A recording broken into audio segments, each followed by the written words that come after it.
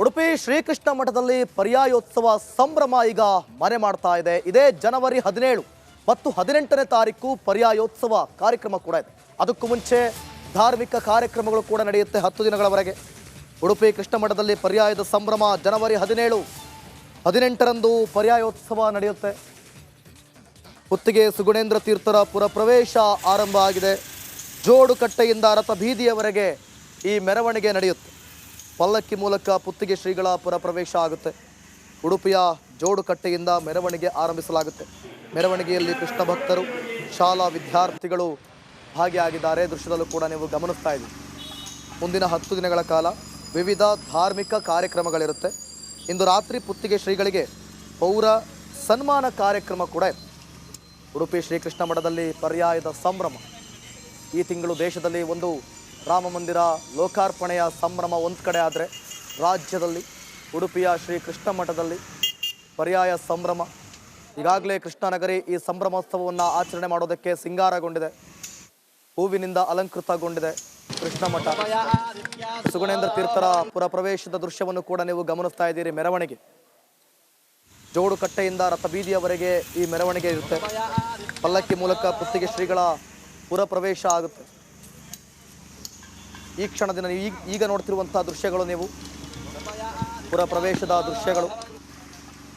ಪರ್ಯಾಯೋತ್ಸವಕ್ಕೆ ಕೃಷ್ಣನಗರಿ ಸಿಂಗಾರಗೊಂಡಂಥ ಬೆನ್ನಲ್ಲೇ ಈಗ ಜನವರಿ 17, 18ರಂದು ಪರ್ಯಾಯೋತ್ಸವ ಅದ್ಧೂರಿಯಾಗಿ ನಡೆಯುತ್ತೆ.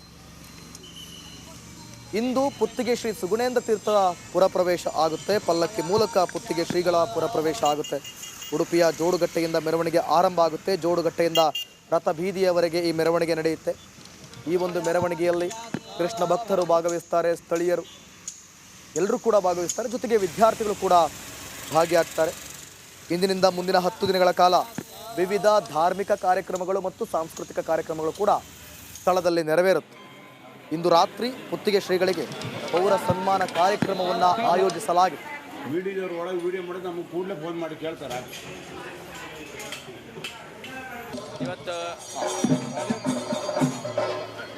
ಇವತ್ತು ನಮ್ಮ 4ನೇ ಪರ್ಯಾಯದ ಪ್ರಯುಕ್ತ ಲೋಕ ಸಂಚಾರವನ್ನು ಮುಗಿಸಿ ಈಗ ಲೋಕಲ್ ಸಂಚಾರಕ್ಕೆ ನಾವು ಹೊರಟಿದ್ದೇವೆ.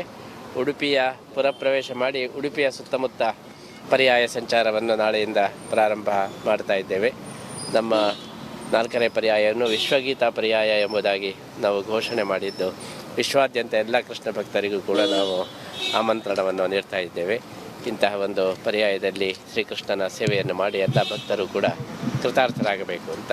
ಇವತ್ತು ಬಂದ ಮೇಲೆ ಇನ್ನು ಉಡುಪಿಯ ಸುತ್ತಮುತ್ತನೇ ಇರಬೇಕು ಅಂತ.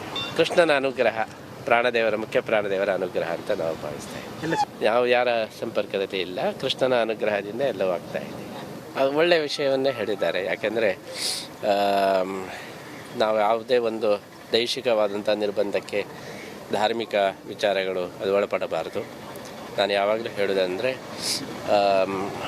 ಆಧ್ಯಾತ್ಮಿಕ ವಿಚಾರಗಳು ಗಡಿ ದಾಟಿ ಇರಬೇಕು, ಅದಕ್ಕೆ ಯಾವುದೇ ಒಂದು ಬ್ಯಾರಿಕೇಡ್ ಇರಬಾರದು ಅಂತ ಹೇಳಿ. ಆದ್ದರಿಂದ ಒಳ್ಳೆಯ ವಿಚಾರಗಳು ಎಲ್ಲ ಕಡೆಯೂ ಇರಬೇಕು. ಆನೋ ಭದ್ರ ಕಥವೋ ಎಂತ ವಿಶ್ವತಃ ಅಂತ ಹೇಳಿ ಎಲ್ಲ ಒಳ್ಳೆಯ ವಿಚಾರಗಳು ಇಡೀ ವಿಶ್ವದಲ್ಲಿ ಅದು ವ್ಯಾಪ್ತವಾಗಬೇಕು ಅಂತ ಹೇಳಿ ಸುತ್ತಮುತ್ತನೇ ಇರಬೇಕು ಅಂತ. ಅದರ ಜೊತೆ ಒಂದು ಸಿಹಿ ಸುದ್ದಿ ಕೂಡ ಬಂದಿದೆ. ಪರ್ಯಾಯಕ್ಕೆ ಆಕ್ಷೇಪ ಇದ್ದ ಒಂದು ಅರ್ಜಿ ವಜಾ ಆಗಿದೆ ಅಂತ. ಬೆಳವಣಿಗೆ ಬಗ್ಗೆ ಏನು ಹೇಳ್ತೀವಿ? ಕೃಷ್ಣನ ಅನುಗ್ರಹ, ಪ್ರಾಣದೇವರ ಮುಖ್ಯ ಪ್ರಾಣದೇವರ ಅನುಗ್ರಹ ಅಂತ ನಾವು ಭಾವಿಸ್ತೇವೆ. ಎಲ್ಲ ಸುಸೂತ್ರವಾಗಿ ಆಗ್ಬೋದು ಅಂತ ಎಲ್ಲ ದೇವರ ಮಠಾಧೀಶರೆಲ್ಲ ಏನು ಹೇಳ್ತಾರೆ? ಸಂಪರ್ಕದಲ್ಲಿ ಇದ್ದಾರೆ?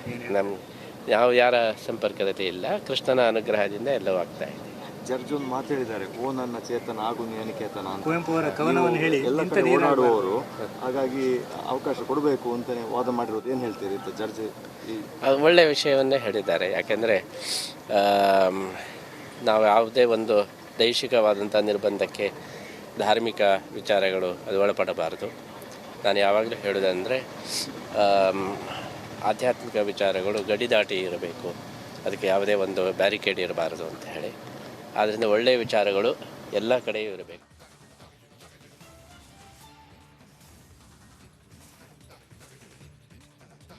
ಪರ್ಯಾಯೋತ್ಸವಕ್ಕೆ ಸಿಂಗಾರಗೊಂಡಿದೆ ಕೃಷ್ಣನಗರಿ. ಈಗಾಗಲೇ ಪುರ ಪ್ರವೇಶ ಕೂಡ ಆಗ್ತಾ ಇದೆ. ಪಲ್ಲಕ್ಕಿಯಲ್ಲಿ ಪುತ್ತಿಗೆ ಶ್ರೀಗಳ ಪುರ ಪ್ರವೇಶ ಆಗುತ್ತೆ. ಹೀಗಾಗಿ ಉಡುಪಿಯಲ್ಲಿ ಪರ್ಯಾಯ ಸಂಭ್ರಮ ಮನೆ ಮಾಡಿದಂತಲೇ ಹೇಳ್ಬೋದು. ಈ ಒಂದು ಮೆರವಣಿಗೆಯಲ್ಲಿ ಕೃಷ್ಣ ಭಕ್ತರು ಜೊತೆಗೆ ವಿದ್ಯಾರ್ಥಿಗಳು ಕೂಡ ಭಾಗಿಯಾಗಿದ್ದಾರೆ. ಇಂದಿನಿಂದ ಅಧಿಕೃತವಾಗಿ ಈ ಕಾರ್ಯಕ್ರಮ, ಈ ಸಂಭ್ರಮ